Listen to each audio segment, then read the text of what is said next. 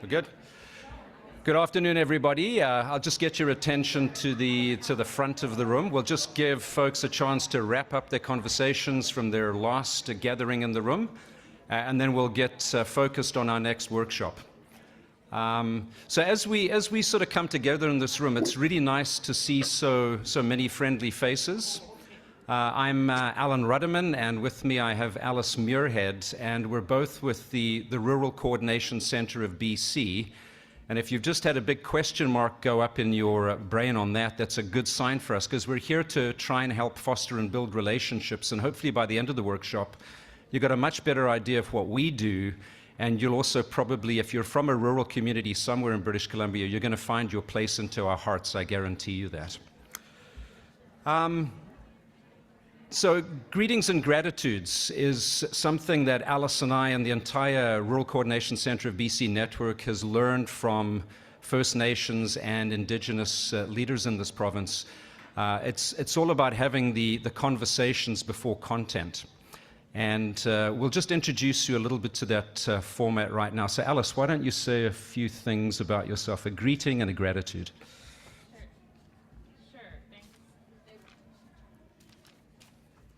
Sure, thanks, Alan. Hi, everyone. I'm Alice Muirhead, and I'm here today away from my home, which is typically the traditional territory of the Little Shuswap, Adams Lake, and Niscontlith First Nations, colonially known as Sun Peaks, just outside of Kamloops, where there's a lot of snow already, which is really exciting for me as an individual because I love skiing and I coach ski racing. From about November to April. So that's sort of my human being aspect. And my human doing aspect is that I'm the Director of Engagement and Outreach at the Rural Coordination Centre of British Columbia. And I'm really grateful that we have this opportunity today to chat with all of you and to hear some of the things that are working well in your communities. I'll pass it back to Alan. That's awesome. Thanks, Alice.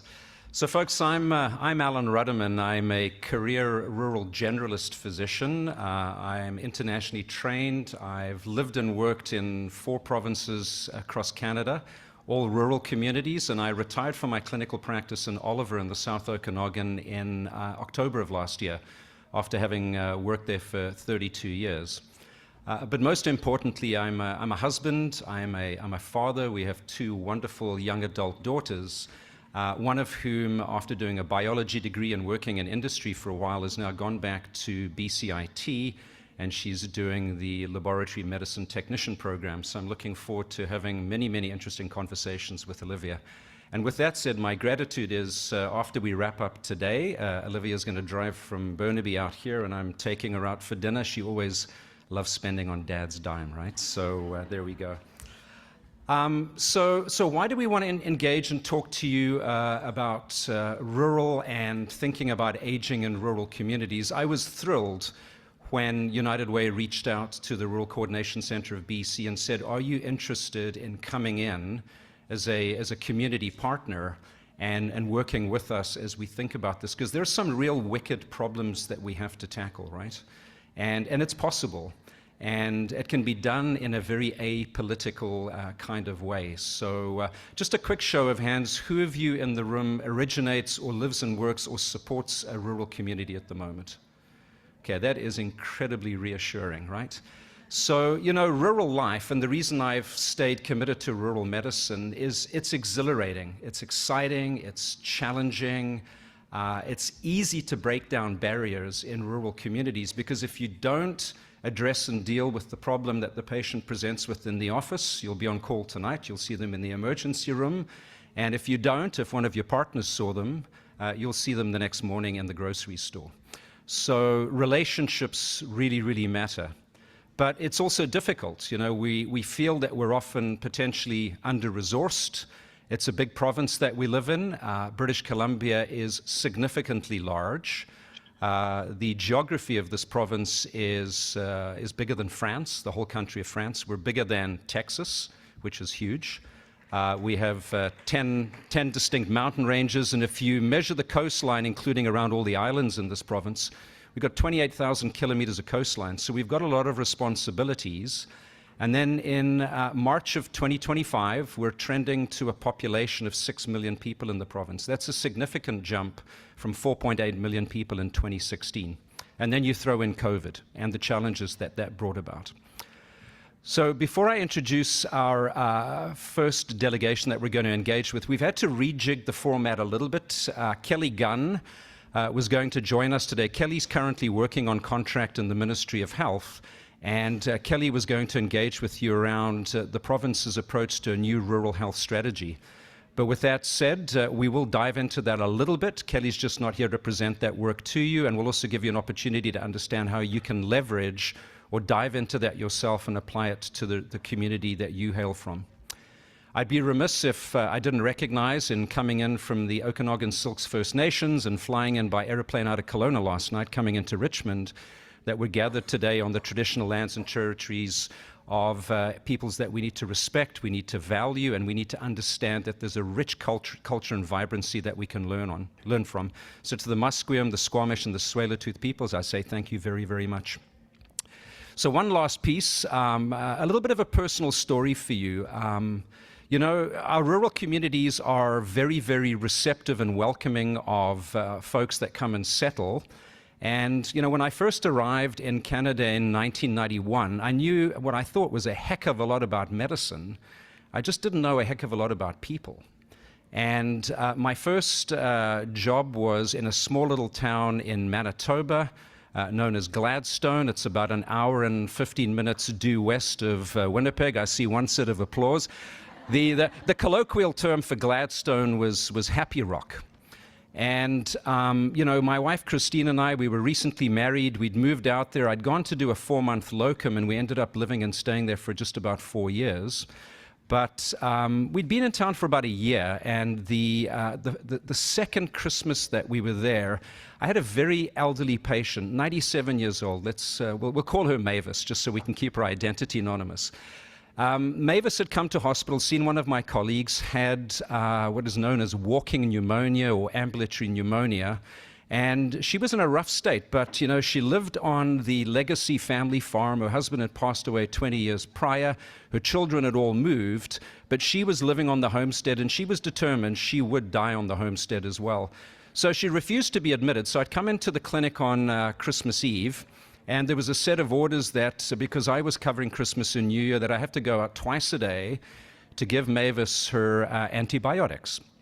So I excused myself from our home, and I drove out, and I came up the driveway, and I knocked on the outside door. And I heard this voice from within, "Come on in." And so I proceeded in, and she goes, "Alan, is that you?" And I said, "Yes, it's Dr. Rudderman. Mavis, I'm here to administer your antibiotics.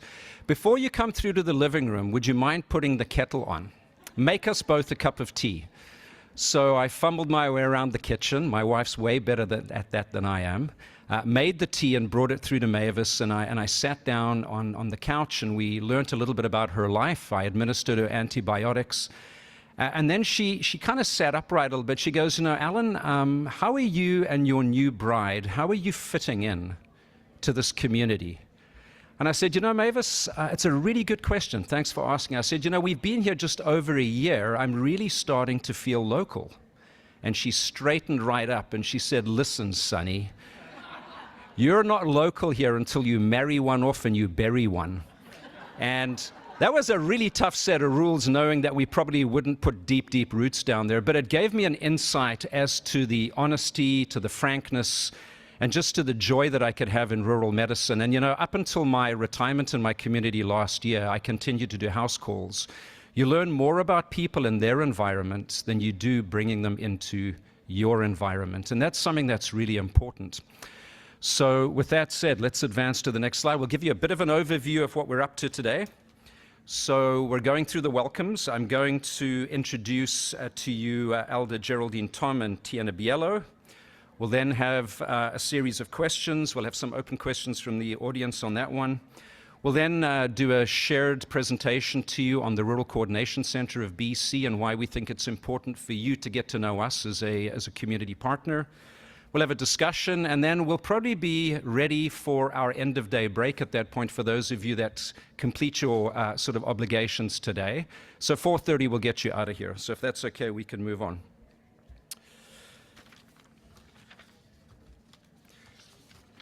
It's important to get this right. So it's my pleasure to introduce to you Geraldine Edgar Tom, otherwise known as Elder Geraldine. She's a Nuchanuth elder from the Iditarod Nation, an advocate for the betterment of Nuchanuth people, an educator on residential schools all the way to reconciliation, and a teacher of her cultural laws and their way of life. Geraldine and Tina will speak to us about truth and reconciliation, but I want you to do a lot of intentional listening because they're going to talk about the work that they're doing with the family practice and allied healthcare professionals and the Central Island Division of Family Practice, where they're linking First Nations practices and beliefs to the healthcare system. You know, I've been at this for 32 years in healthcare in Canada, 28 years in British Columbia. There's not a day goes by that I don't learn something new if you just have a curious mind and you clear some of the things that drive us, because there's always this angst and urgency to move on. And so what I ask you all to do then is just really clear your minds, open up, listen to see what's happening within this division of family practice, and then we'll open it up for questions and answers. So we'll see if the tech will allow us to do this now. I'd like to welcome Elder Geraldine and Tina Biello. And Tina, if you could just tell us a little bit about yourself before we launch into your formal presentation. Sure. Can you hear me? Oh, there we go. I think you can hear me in the room. My name is Tina, and I work at the Central Island Division of Family Practice. I have had the great honor of working alongside Geraldine, who you will be hearing from, on some great projects with physicians and nurse practitioners and allied health in our community, which is rural Port Alberni and Oceanside. So that's what I do. I have a great job. I love it. And I'm gonna hand this over to Geraldine to speak to the work that we've been doing. We've been doing it since COVID. It started online in this format, and it has been going since. So over to you, Geraldine. Okay. Thank you. Good afternoon, everyone. It is my honor to be here and be able to share with you some of the cultural teachings that I have been doing with not only for our people, but for practitioners. Like what would have said is my name is Geraldine Edgar Tom. My ancestral homeland is Nipnap. I grew up very closely with my grandparents and grandparents, which I am very honored that I was able to receive teachings. Even though I had attended residential school, I am a thriving residential school survivor.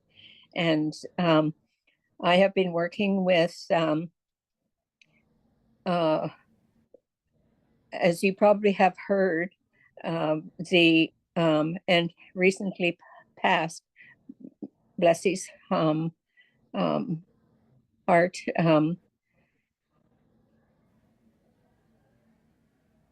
Sinclair, Mr. Sinclair.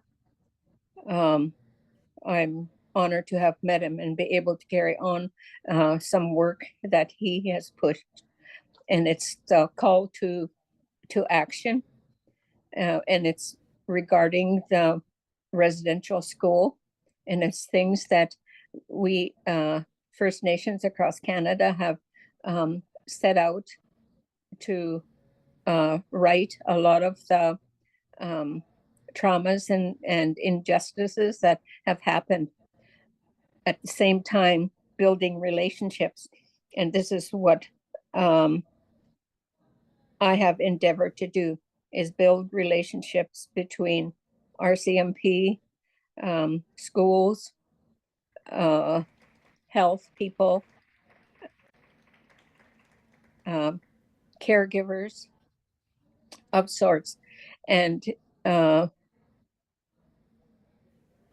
program that I have delivered to Tina and her group is called From Residential School to Reconciliation. At first, it was difficult for me, because of traumas I received, through healthcare system, but it also made me strong. And I'm pleased to have built this relationship between myself and Tina's team, the doctors, and adding to it some nurses. And a lot of the things that that I have passed over and onto them was the history and knowledge of our family law and things that we have lost to the residential school as Nuu-chah-nulth people. And doing this work with them, I do it as an besides talking, I did it doing it with activities, so they'll have something that they can pass on and say, oh, I did this and this is what this is about. It's a way of passing on history. So I'm very privileged that I'm able to do that with them. And I have done it with, like I say, many groups in Port Alberni. And it is very touching for me to be able to do that, since there was an apology done by the health field in Canada, September the 18th. And, to hear that and knowing that we already began the relationship between the health system and the Nuu-chah-nulth people, and it's going to carry on further for that. And some of the topics that we talked about was the history, what we lost, like our language, more so our identity, proper foods that we used to gather, seafoods, and medicines. Right now, we are in seventh session, which is about medicines, and that's going to be done with them tomorrow. I will be letting them know about the medicines that we lost, and that we as Nuu-chah-nulth have been practiced to use. But in recent years, it has been getting better and better and better. For the doctors and nurses to work with us, need to know all of this history of what we had and what we are endeavoring to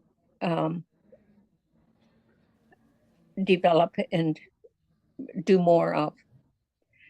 So I am so grateful, for that. I'm so grateful for the support that the doctors and the health people that I'm working with, to take their time to learn and understand the history of us, and it's building a awesome relationship, between us all. I'll switch it over to Tina to add some more. Yeah, so as Geraldine said, it's been an amazing process for us all. And I'll say quite honestly, when we started, I was worried. It was COVID, and I was not sure that we could get physicians to come and sit for 2 hours on Zoom and listen to it was Geraldine and 3 other elders. So we started with that, just to sit and listen and hear, and they chose the topics. We had everything from, like Geraldine said, the history of the Nuu-chah-nulth people, to residential schools, to what it's like in the hospital settings for Nuu-chah-nulth people in Port Alberni. We covered the gamut, and they came. And it was wonderful. They had time at the end to interact and ask questions or reflect. And then after COVID was over, we've just kept this going. And now it's been how many years since COVID was over? 2 to 3, 4 years. And every spring and fall, we have 3 to 4 sessions. And as Geraldine said, we've done a medicine walk. We've done lots of activities with different painting cedar feathers and canoes. And in those, I really, for me, to have an activity seems, and Geraldine, you can speak to this too.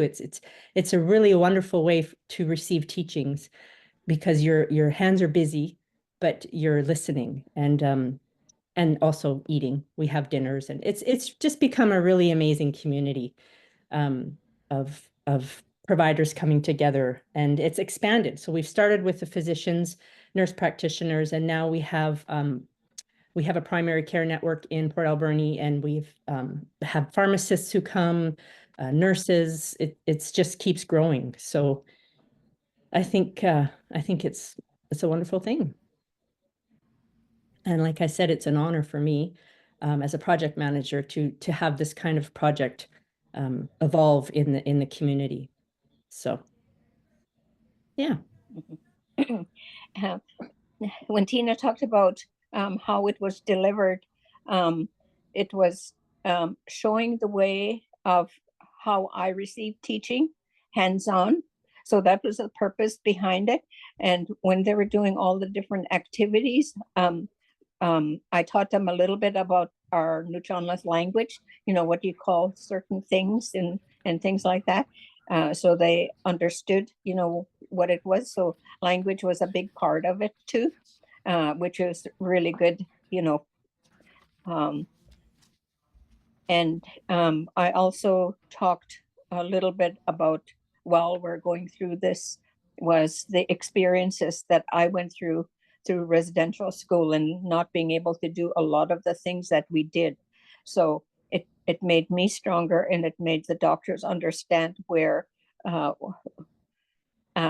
what I was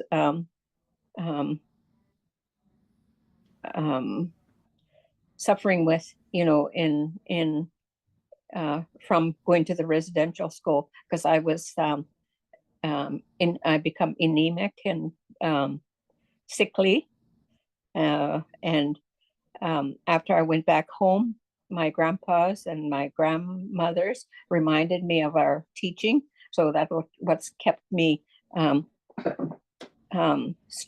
more back to my way, and keeping me strong in that. So so we followed also the 94 calls to action, and one of them was health. So it was a good reminder for them, of the different happenings to our people in the health area, and how we can build our relationship, which was really good. And with them understanding all of that, it is building a strong relationship between all of us.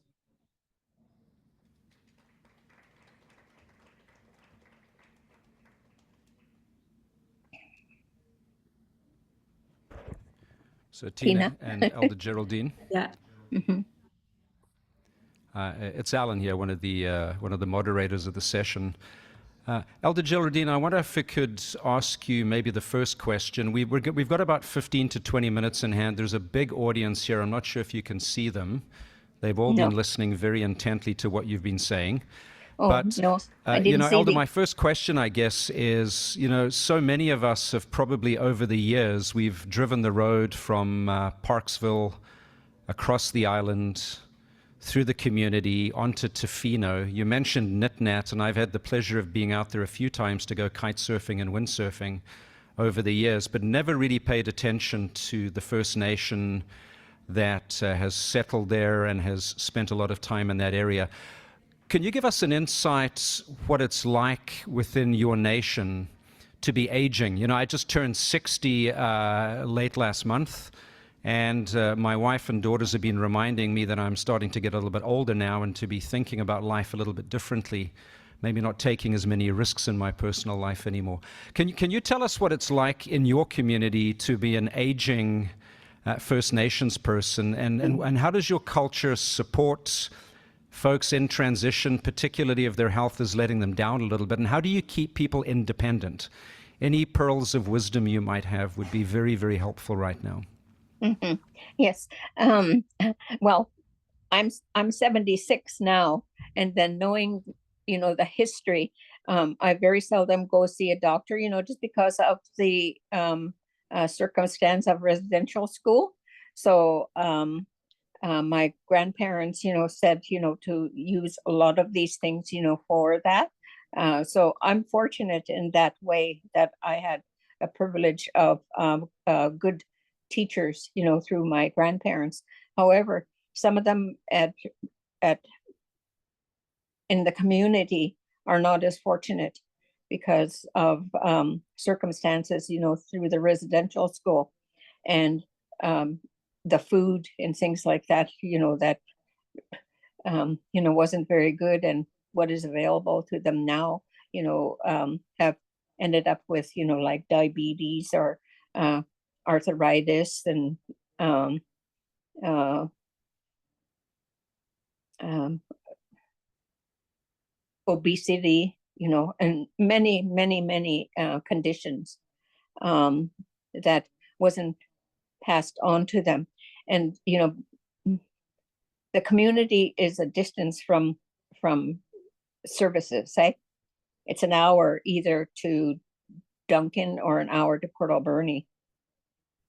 So, some of them don't want to go, you know, to deal with things, and they, their hurts and their pains that or their sicknesses or whatever they're suffering at that moment, because of the distance. And then, of course, having to wait when they make appointments, you have to wait for a month or so, to get in to the hospital. So a lot of them have just put up with it, put up with their situations because of uh, the circumstances that that is there. Like I say, the distance, and some of them don't have, like they don't drive anymore, and it's hard uh, um, to get people, to get off their, to take time off their work and to to to go out and um, uh, there's and the availability of our own medicines is also difficult as well, because of the destruction of forests or the rivers and waters. So the aging there has been um, um, difficult. And then, the suffering of the residential school is still with many of them. And I guess it takes a lot of education and talking, to make them think otherwise. But a lot of them say, well, I'm too old now, or what's the use right now? So that's what I've seen for many. As a matter of fact, I just experienced it today.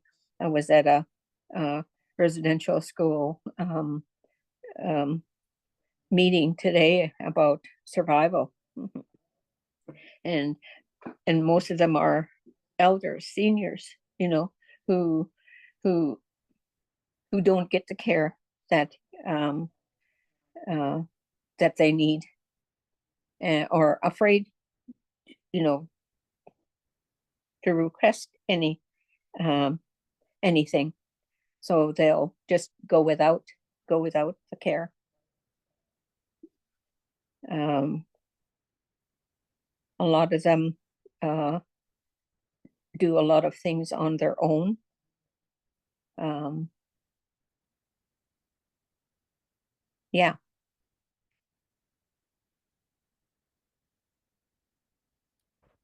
Yeah, Geraldine, thank you for that.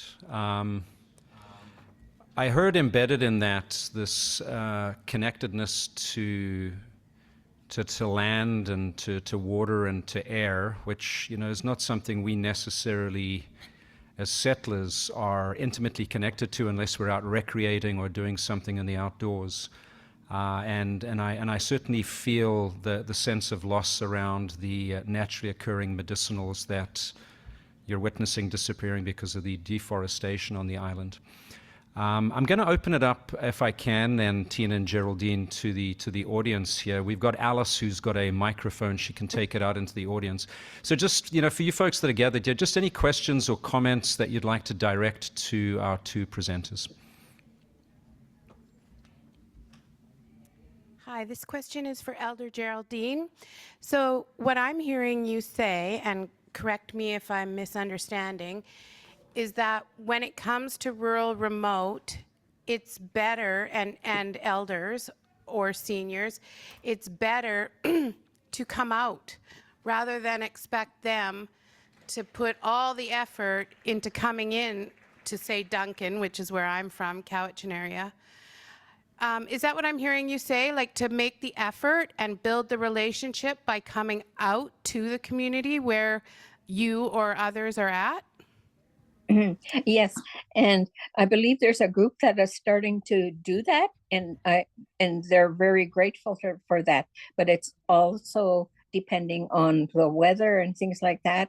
And some of them ask, when is the doctor going to come?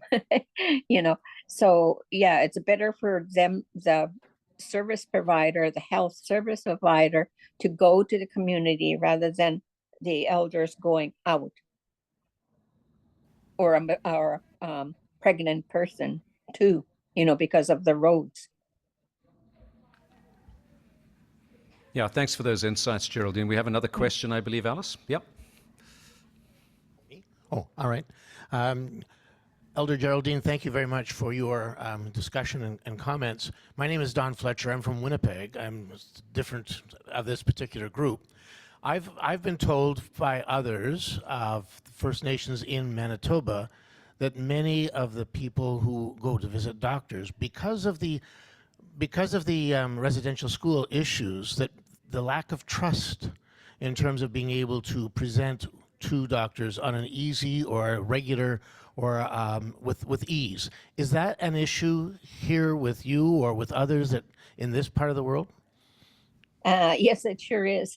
Yes. And, they still get, that's not saying all of them. There are, there's,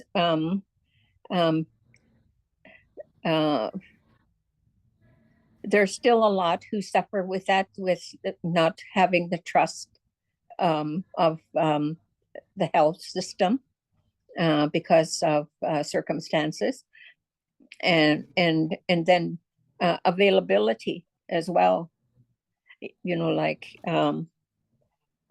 Let's take, for instance, if they wanted something to do with a stomach ache that they had for a few days. So in our way, we can go out, to the forest or to the water, to get something to do to help with that. But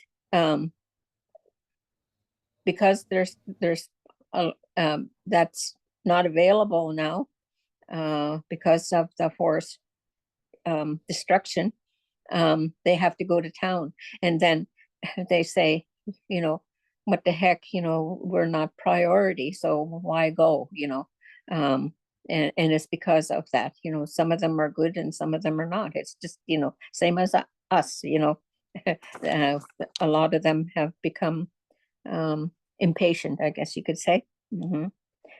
Yeah, there's a lot of mistrust with not just the health field, it's others too, education and. I have a question, Elder Geraldine. You talked at the beginning, and this is for you and Tina, you talked about this incredible two-way exchange of knowledge with doctors in the division. How did you come up with that idea, and what gives you the strength to do that and to keep giving when you have had so much hardship and you face so many challenges? Um, I was I work as a like what was mentioned on my bio, educator and as well as a knowledge keeper. So I dealt with a lot of the traumas that has been endured, and then I dedicated my thoughts, my heart to betterment of our people, and also to assist in the implementation of the calls to action, because I knew the calls to action was one way that we can have a better life, like if we have a voice and spoke out, about all of this. So how am I going to do that? So I took it as that I really need to go out there and start talking and helping build relationships with my surroundings, as well as remind our people, that we have an identity, we have a history, we have our language, we need to be on that path. So I did my best to gather my strength, to do this. And then after that was, even though it is hurtful for educating, yeah, I learned, things, ways of looking after myself after, such as a spirit bath, going to the water and washing a lot of those pains away. That'll keep you going, and other things as well. Yeah, thank you for that. Any other questions or comments in the room? Elder Geraldine, I wanted to make a quick comment around the very important issue of trust. And I'll give a little story very briefly to support it. So, our guest from Winnipeg will probably recognize the community name when I mention Sandy Bay. And our clinic, the Seven Regions Health Center in Gladstone, we were about an hour and 20 minutes south of the First Nations community of Sandy Bay. So we would drive up every Tuesday with a pharmacist, with a bag of medications, and we would conduct a medical clinic using the band office, saving people the journey into town or out of town, as you would see it. And my colleague was away for a month, so I was covering the community hospital, and all the surrounding communities, but I'd gone up with the pharmacist. It was wintertime, and there was a gentleman who was living in Sandy Bay, a First Nations gentleman, who'd recently been diagnosed with prostate cancer. And he'd had the news broken to him, but his treatment plan hadn't been discussed yet. So Craig, my colleague, had said, "Alan, would you mind doing a house call and just start guiding him towards how we can support and care for him?" So we'd finished the clinic, and in this old station wagon with the pharmacist, we took one of the dirt streets, the side roads, and ended up at this little house at the end of the road. And pharmacist sat in the car. I walked up to the door, knocked on the door, no answer. Knocked on the door again, no answer. And I could see there was movement in the house, right?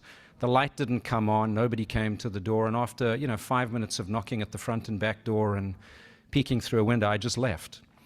And came back the following Tuesday, went through the same exercise and left again. Came the third week, went through the same exercise, left again. And, I thought, Craig's going to be back in another week, but it was my turn to go up to the clinic again. And so that Tuesday afternoon, we drove to the end of the road. I knocked on the door. I saw some movement yet again, but this time the door opened and the light came on. It was wintertime. It was dark by 4:30. And this very frail gentleman was standing there. And he goes, "You must be Dr. Rudderman." And I said, "I am, Jonas. I've been here. This is my 4th trip now." He goes, No. He says, "The reason I haven't opened the door for you is I'm just not sure I could trust you. I wanted to see that you were determined to create a relationship with me." Man, did that ever move my soul. Let me tell you, that really set me back. And I learned there's so much wisdom in that. And what I learned was, I think, Geraldine, I see you nodding, is, relationships really do develop at the speed of trust. And that trust isn't earned or sustained, and it doesn't thrive on what we say to one another. It actually thrives on how we behave and how we treat and how we respect one another. So that was a message that I learned. Thankfully, I learned it when I was 32 years old, Geraldine, but I learned that lesson. That sometimes you got to keep approaching and just keep making it and creating some space for somebody when they're ready to open up. They can do that, right? So that's I think the learning around relationships and trust. There's a lot of healing in this country to occur, Geraldine, and I think you've given us just a small insight as to how we can make a difference. Geraldine and Tina, you know, the audience is filled with people from connections to rural communities. And Tina, I wonder if I could turn this to you then. So thinking about the divisions of family practice, a lot of people might not know what you do. In thinking about making meaningful relationships with divisions of family practice that are scattered around the province, what's the one message you would deliver to the audience here? How do they reach out? Why would they reach out to a division of family practice? And what's possible if others could partner with you in terms of improving the health, not the absence of disease, but improving the health of people in your rural communities? I don't know your audience. I don't know if they know. I think you said they might not know what divisions of family practice are, but they're basically the community of family providers, of GPs, and in our division we have NPs as members, and they come together to do lots of different projects. They have their clinics, they have their own, GP worlds, family physician lives, very busy lives. And then we come knocking as sort of staff members of the division and say, hey, how about this? We have, funding for this project. So it's funded through the Family Practices Services Committee, which is an arm of the Doctors of BC. And we have the great fortune of working with many different healthcare providers.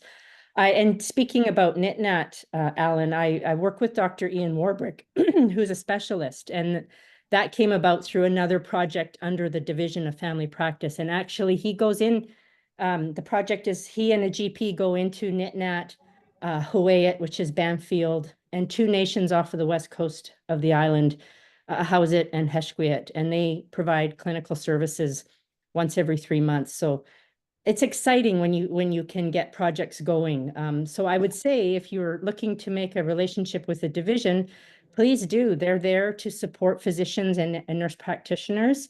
They have lots, everyone is going to be different. It sort of is a makeup of the community, and reach out to them. They have all sorts of different projects. I know every one of them is grappling right now with the primary care networks, which is another conversation for another time.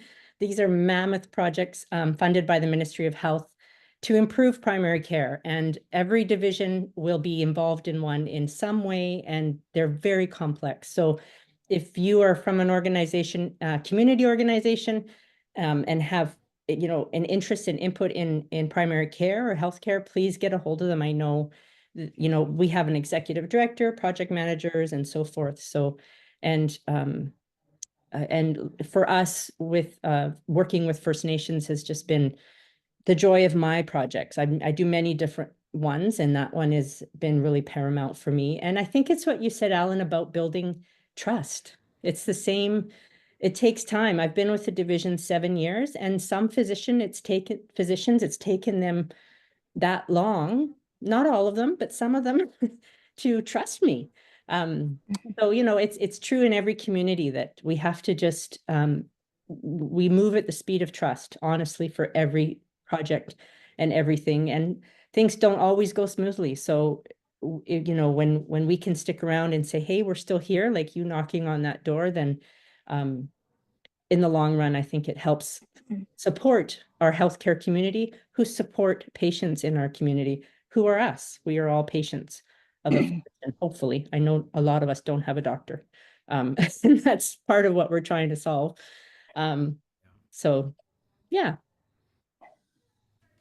No, excellent, Tina. I think those are great comments. And, just looking at a different way, there is no system. We always blame the system. There is no system. Exactly. We are We are in the fact, the system. system. It's the people that live and work and are part of it. And so I think we've got this challenge around How do we address access to primary and community care? How do we look at the quality of care that's being delivered? And then what can we do in partnership, all of us, to improve the efficiency? Because then you have a high-functioning system that we can all be very, very proud of. So, Tina, I want to thank you for your leadership in the division. And Elder Geraldine, thank you for bringing your wisdom and your insights into this group. It's been wonderful engaging with you as part of this workshop this afternoon. You're welcome to stick around and listen into the rest of it, or if you've got other things you need to move on to, you're welcome to do that. Any final thoughts and comments from either of you?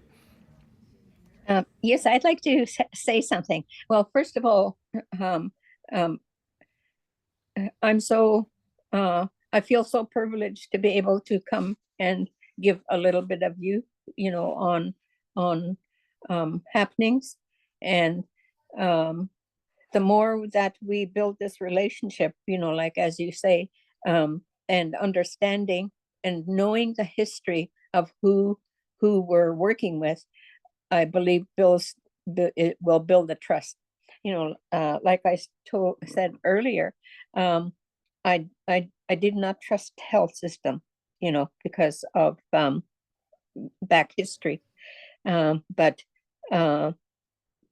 knowing that we need to work together, we need to have this relationship. We're living in the same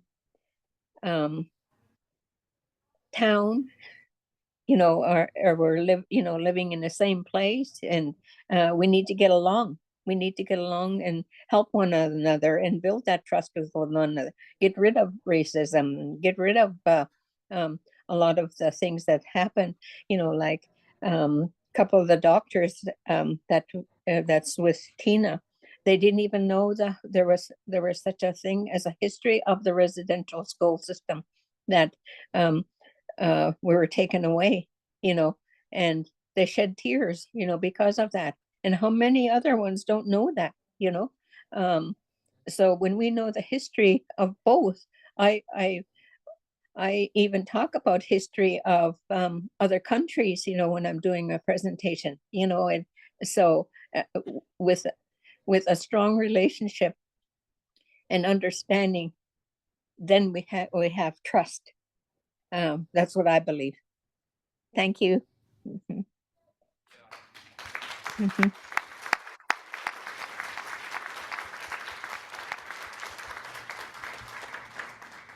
Yeah, Elder Geraldine, just Haishka from me, a big warm thank you for engaging with us and just giving us a bit more insight how we can all make a difference here in British Columbia. Thank you. Thank you for All having right, us. we're just past the top of the hour, so we're going to, with your permission, we'll move into the next part of the workshop, which is opening minds, creating relationships. And while we're getting the slide deck back on track, I was in our local pharmacy on Monday in Oliver with my wife. It's flu season, and if you're into that, getting your COVID booster, which we both sat down, and parked next to me was an elderly couple that were very good patients of mine for many, many years. They both worked in the wine industry, and if you know the name Hester Creek, they were very connected to that winery in the South Okanagan. So anyway, the two of them are sitting there, and he leans into me. Robin leans in. He goes, "Alan, I heard you had your 60th birthday. Congratulations." And he goes, welcome to the group. And I said, "Robin, what group is that?" He says, "The aging group." And I said, "It's funny you mentioned that, Robin. I'm actually going to a conference on Thursday, the 2024 Summit on Aging." And he goes, "I just have a lesson for you. There's 3 phases to this. There's the go-go years, and then there's the go-slow years, and there's the no-go years." And he says, make sure you stretch the go-go years for as long as you can. So there's a bit of advice for all of you, right, as we think about aging. I did say that, health is not the absence of disease, right? And similarly, and you've heard this, and you'll hear this throughout the conference, aging is a journey. And it's all about striving to have the best quality of life with the life that you actually have, right? So what the heck is the Rural Coordination Center of BC? So let's fire up the slide deck again if we can.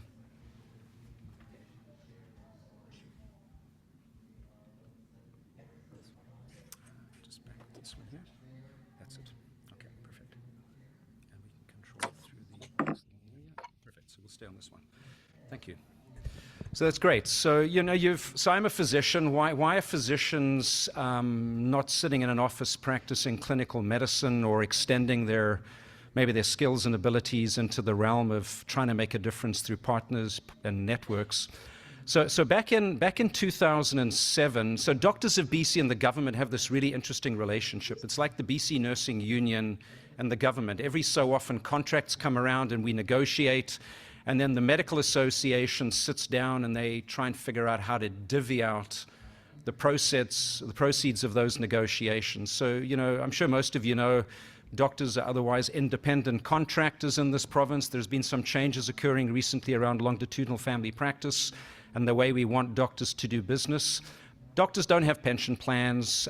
They don't necessarily have forced savings plans. So you'll see a lot of us working well above and beyond our best buy date, and that's not necessarily a healthy thing, right?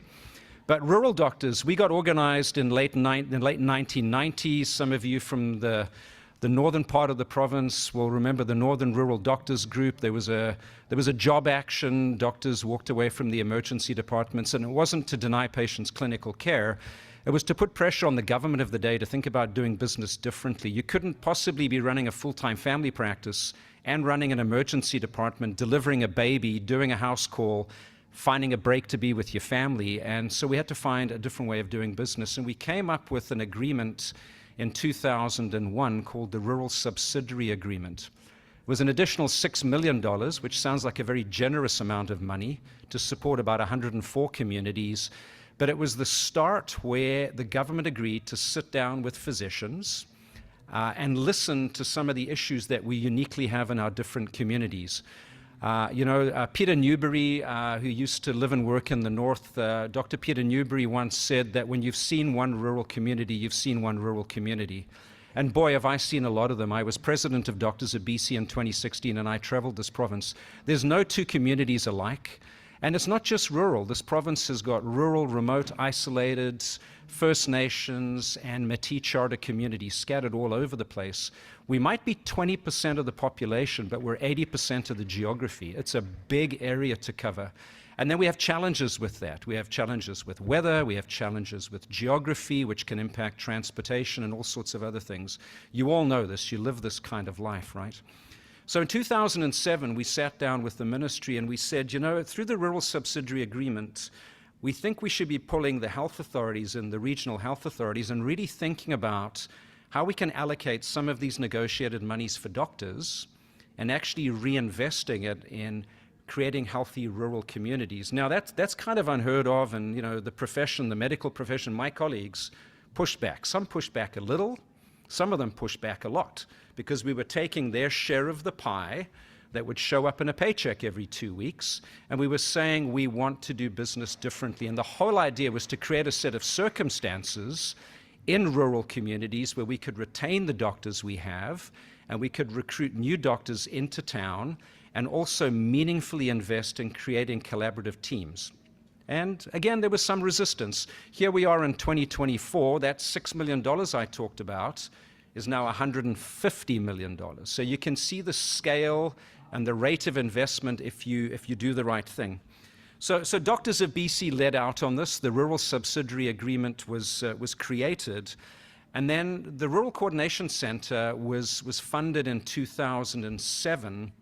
We were doing a lot of project work at the Joint Standing Committee on Rural Issues that oversaw these monies, but it was an executive committee and we just didn't have the scope and the capacity. So the Rural Coordination Center of BC, or the RCCbc, was created where we would essentially be led by groups of doctors who had interests. And you heard Dr. Ian Warbrick's name mentioned from Port Alberni. I know Ian really, really well. He's a general internist. He now does work in one of our core groups. So we gathered physicians together to say, come and bring your interesting problems from your community and let's problem solve. They're not complicated, they're just complex, but if we can map them out and we can understand them, and then we realized, hang on, we got to do this in partnership.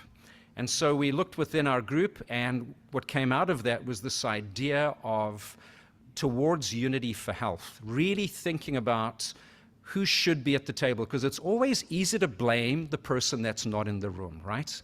And so we now sit down across our network, we engage with policymakers, We engage with researchers and academia. We engage not just with the medical profession, but we engage with the healthcare professions.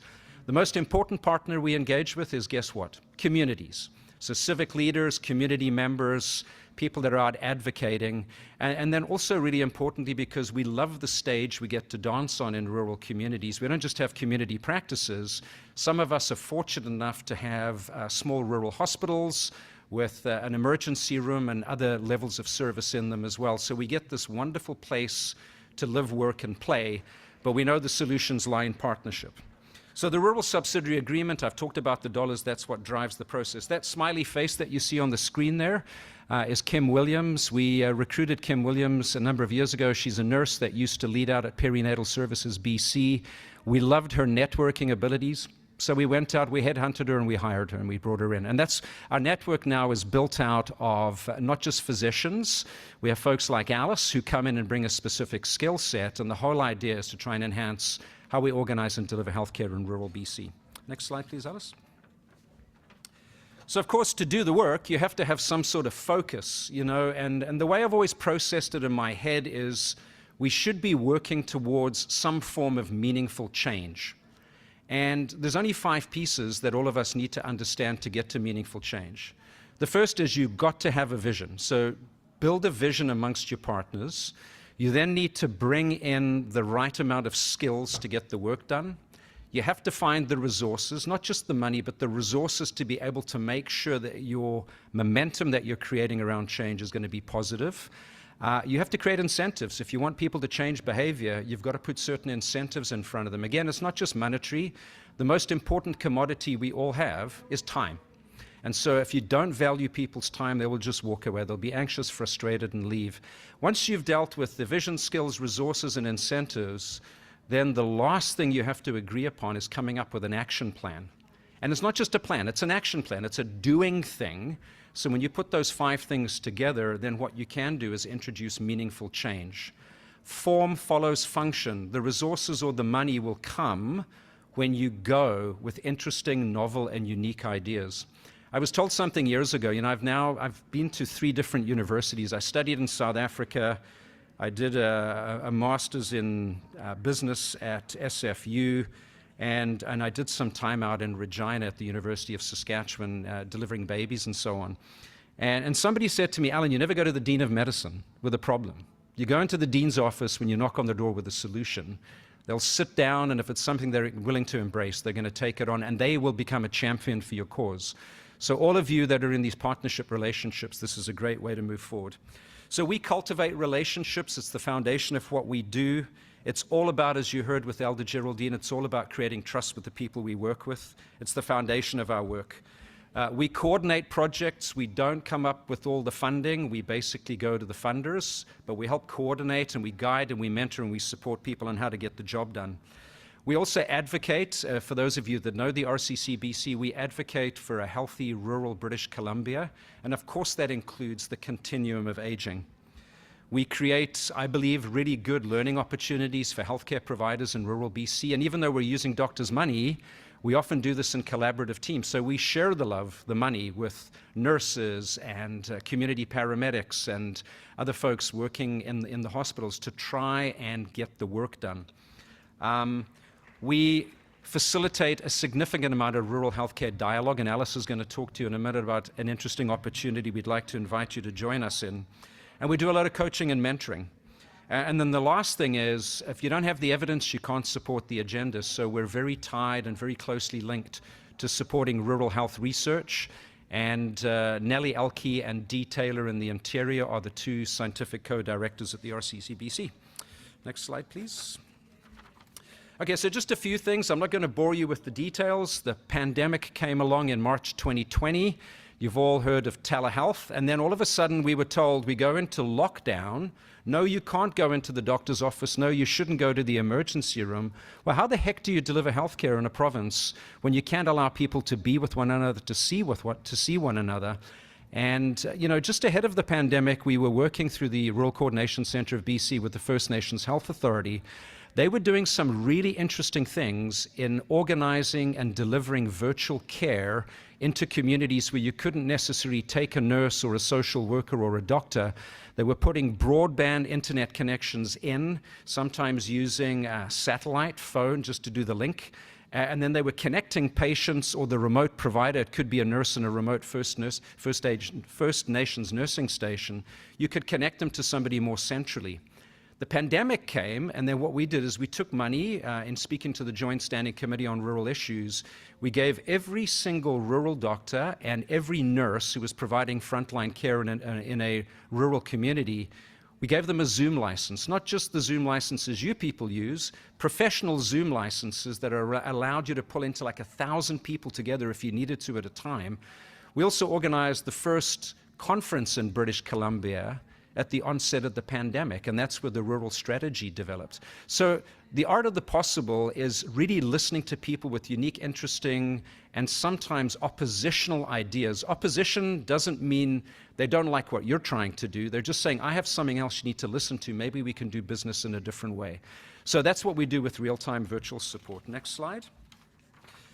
Networks of rural divisions. There's something like 20 divisions of family practice scattered in and around rural communities or rural geography in British Columbia. And there's also a network of rural divisions. So we bring the physician leads, we bring the executive directors to sit down in a group like this. When we close the doors, it's a safe place. There's no boundaries on what can be raised and what can be discussed. But the strategy is those declarations, particularly the pointy, spiky things, they stay in the room. Nothing is attributable to a human being when it's said. Once it's said, it belongs to the group. We've had so many breakthroughs because we create that level of safety in giving people a place to just land the heavy stuff where it doesn't often land in a community because the administrator is your next door neighbor and also your friend, and you see them in the grocery store and word gets around quickly. The network of rural divisions is a great place to do this. Rural continuing medical education, it sounds kind of boring, but for those of you in rural communities, when you've only got 5 doctors and 2 of them take off for a conference, and that conference happens to be overseas and you're down to 3 providers, it gets pretty testy in a hurry. And so we work in collaborative teams. We now have funding where there is community rural continuing medical education funding that doesn't belong to individual doctors. It belongs to your communities. And the health authority and the physician groups have to then sit down and agree on how those funds can be spent. So if you don't know who your health authority leads are in your communities, get to know them. There's also rural liaisons that work with the manager at the Rural Coordination Center to oversee this. So there are resources coming out at your communities you might not even know exist. So we provide a lot of coaching, mentoring, and we bring education into the rural communities now. Next slide, please. This is where I get to stop talking, and I'm going to invite Alice up. Thanks, Alan. So as Alan mentioned, one of the things that we do is engage with rural and remote communities to understand their successes, their innovations, what's working in their communities, what they need more of, what their challenges are, what some of the barriers they're facing are. So we have a really exciting opportunity coming up at I keep saying the end of the month, but really it's the 20th, so it's very soon, the 20th and the 27th of November. It's called the Rural Voices Gathering. We have about 650 people registered so far for these 2 virtual sessions, and I would encourage all of you to register and join.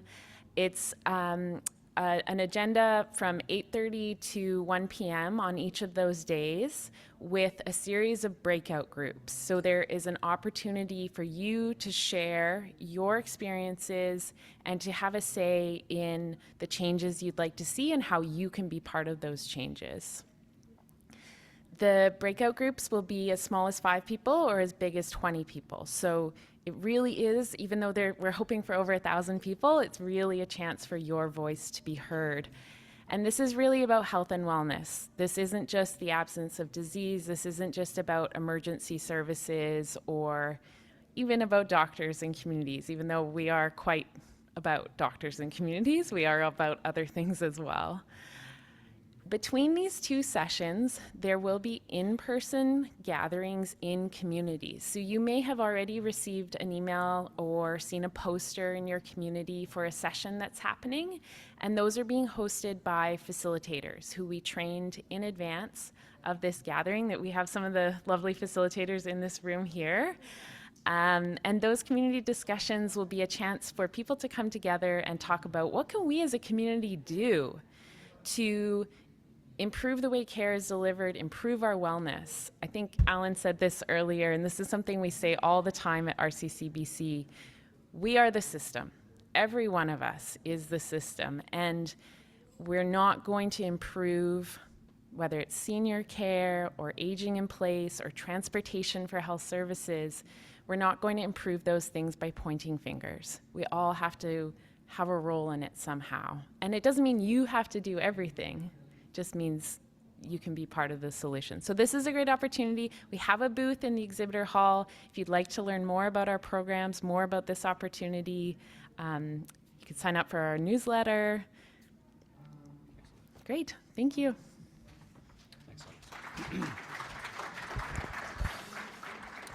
So I promised I wouldn't take up any more of your time than the time we had in hand today. We do have a few minutes in hand, by the way, if we can just move to the next slide. So here's something for you to think about. If you don't want to provide feedback today, I know it's getting late now, the Rural Voices Gathering is going to be a tremendous investment of your advocacy on behalf of your community and the catchment that draws people into your community if you have a chance to connect with us for both of those virtual days, or one of those virtual days, and then certainly the community table gatherings where communities will meet on their own as well.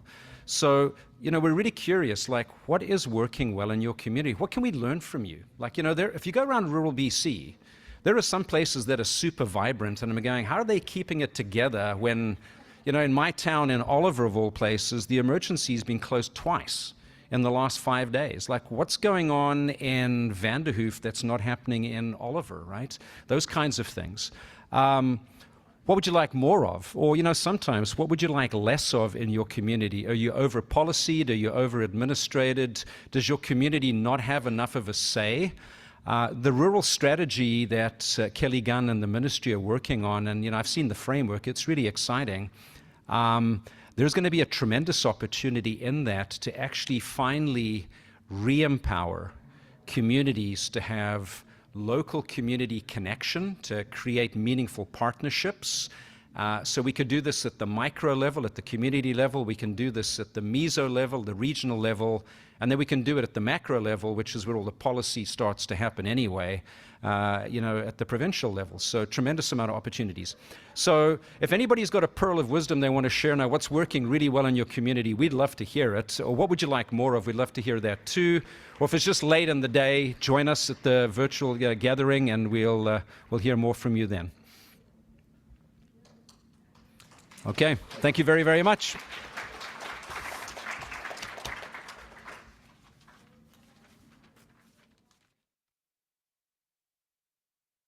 Folks.